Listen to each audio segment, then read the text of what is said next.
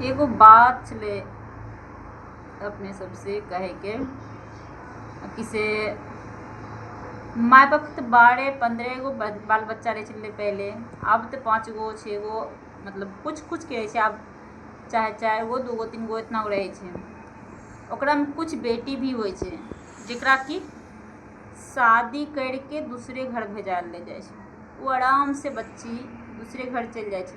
आ कभी भी माय बाप से ये उम्मीद नहीं करे छै कि माय बाप कन हिस्सा लेवे चाहे कुछ। भले वो मायके जाके 1 लोटा पानी की सोच करे छै कि हमरा भाई भौजाई पानी दिए, वो बात अलग छै। फिर भी नहीं दिए तो वो बहन अपना मतलब उस घर की बेटी अपना जिंदगी में व्यस्त हो जाए छै, वो अपना परिवार में व्यस्त हो जाए छै।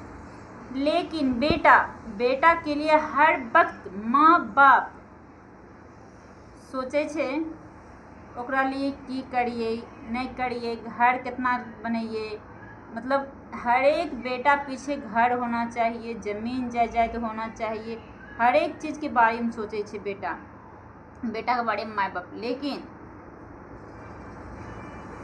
बाद में वही माँ बाप जब बड़ा होए छै, बाल बच्चा के शादी होए छै, बेटी के अपने विदा करके भेज दै छै, बहू के लाबै छै, ओकर बाद बुढ़ापा गिरे छै शरीर के, तो की करे छै बेटा कि अपना मतलब जिस माँ ने जन्म दिया उसे, जिस बाप ने भूखे रह के बच्चे के लिए मतलब भोजन का व्यवस्था किया, चाहे उसके पास वस्त्र रहे ना रहे, उस टाइम वो बाप बच्चे के भूखल मतलब सुतैल नहीं दै छै।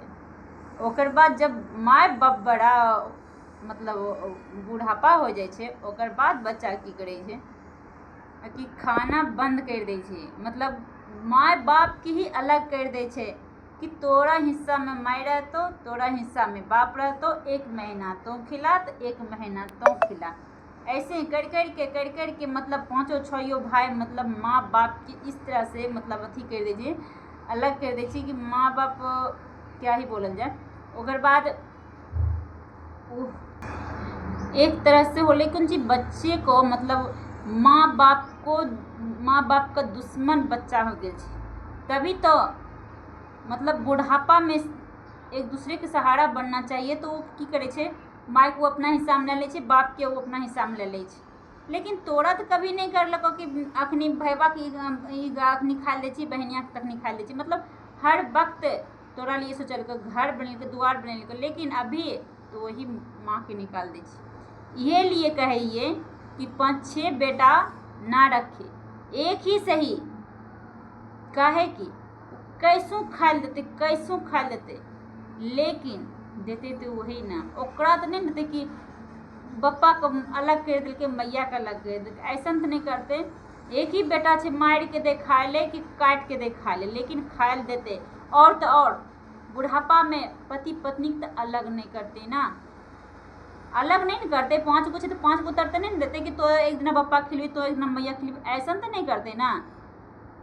ओकरो से हो जाए छे जब माँ बाप के श्राद्ध करे के बात आवे छे, तो उस टाइम भी बेटा कहे छे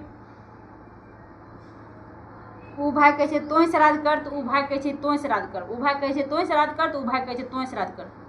बताओ, अभी तो इतना लड़ रहलो श्राद्ध खातिर, माय के हमें कर ली तो बाप के तोय करी, ऐसे करे छे। तकनीक तोरा नहीं करने छलो बाप माय ऐसन, तकनीक नहीं सोचल को, लेकिन तोय तो इतना सोच ले छो माय बाप के बारे में। काहे भाई काहे ऐसा करे छो माय बाप के बारे में साथ। हम तो अभी अपना आँख से देख रही कि एक बेटा माँ किधर है तो एक बेटा बाप किधर है, और उसमें भी कोई बेटी ऐसी भी होती है ना कि खुश है, मेरी भाभी तो लाखों में एक है, मेरी भाभी मेरे सेवा करती। अरे तुम्हारा सेवा जाओ भाड़ में, तुम अपना जिंदगी अपना पैर पर खड़ा करो, लेकिन भाभी को ये बात तो समझाओ कि मेरी माँ को तुम क्यों अलग किया, मेरे माता पिता को अलग अलग क्यों बंटवारा किया। एक आवाज़ हर एक बहन के लिए उठाना चाहिए। लेकिन कुछ बहन ऐसा भी हो जाए ना कि उसी में खुश हो जाए छे, लेकिन ऐसा नहीं होना चाहिए यार। अपने माँ के लिए आवाज़ उठाओ, चाहे भाई से लड़ना क्यों ना पड़ जाए, तुम्हारी माँ के लिए जब ऐसा तकलीफ कोई पहुँचाता है ना, तो उसके लिए लड़ो, लेकिन माता पिता को कभी अलग मत करो कि एक माँ उसके पास पिता उसके पास, ऐसा मत करो।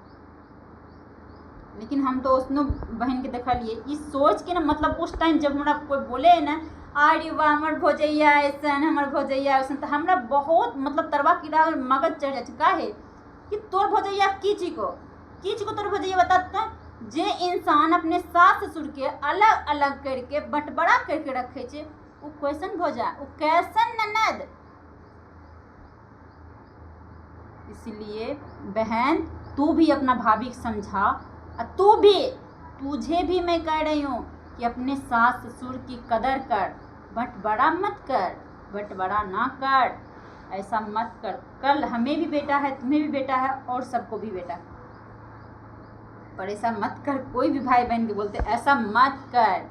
अगर भाभी गलत है तो उसे समझाओ, उस अपने हक के लिए मत लड़ो भाई से कि हमको ये चाहिए वो चाहिए, ऐसा मत करो। लेकिन हाँ जब तुम्हारी माँ पे सवाल उठती है ना तो ज़रूर उठाना, ठीक है।